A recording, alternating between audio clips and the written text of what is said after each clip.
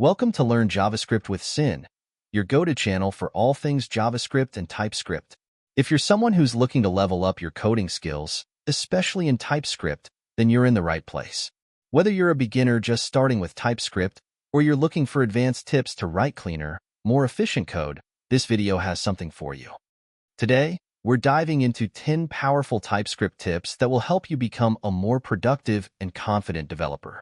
TypeScript is an amazing tool that brings static typing to JavaScript, but mastering its features can really take your coding game to the next level.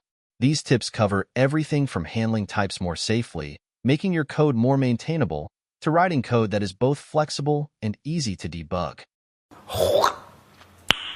Nice. So, grab a cup of coffee, sit back, and let's explore how these TypeScript tips can improve your workflow and help you write code that's as solid as it is clean. Let's get started. First, let's learn about non-nullable. In TypeScript, non-nullable ensures a type doesn't include null or undefined. This is super handy when you want strict type safety. For example, I have a file like this. You can see the key here is age, its value is number, specifically 30. When I use non-nullable, its value cannot be null or undefined. When you change it, it will immediately report an error. This is very necessary when you don't want that value to always be there. It cannot be null or undefined. Now let's move on to the next part, which is partial. Makes all properties optional. I have the code on the screen. Want to update an object? Use partial to make all properties optional. Here, you can see, isn't that great? Continue to the next section, Readonly. Enforces immutability.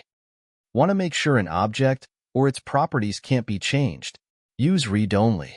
You can see it will throw an error, cannot assign to API URL because it is a read-only property when you try to change its value. This is not possible when using read-only. Next, we come to map types, converting existing data types dynamically. Map types allow you to convert an existing data type dynamically. Let's check it out. You can see that only the values in the proposed state are available. If you pass other values, it will immediately throw an error.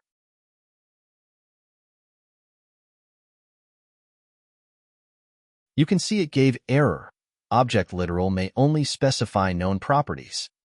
Means the field done is not defined before. And part 5 will be Optional Tuple Elements. Tuples can have optional elements using question mark. This is great for flexible arrays. Let's look at the example. I have user1, which is an array, with a value of a string called sin.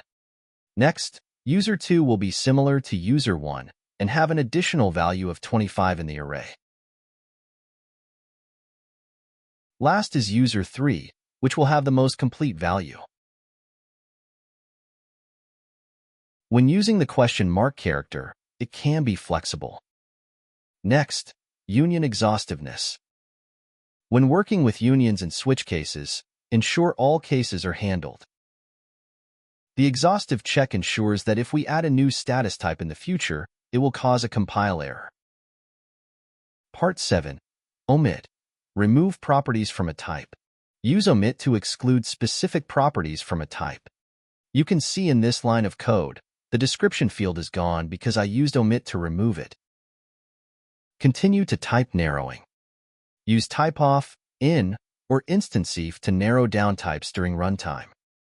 This code has two cases. Case 1 is passing string to the function and case 2 is passing object.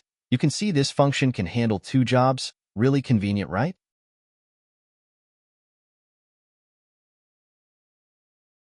And 9. Conditional types.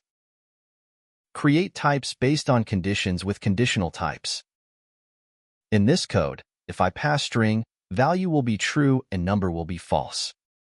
If I assign isString to number equals true, the variable will report an error. Finally, literal types with isConst. Lock down values and create literal types using isConst. If I change to a value other than the predefined values, it will give an error. That's it for today. These TypeScript tips will help you write more maintainable, flexible, and efficient code. Whether you're tackling complex projects or just getting started, these tips will boost your productivity and improve your coding practices. If you found this video helpful, don't forget to like, subscribe, and hit the notification bell.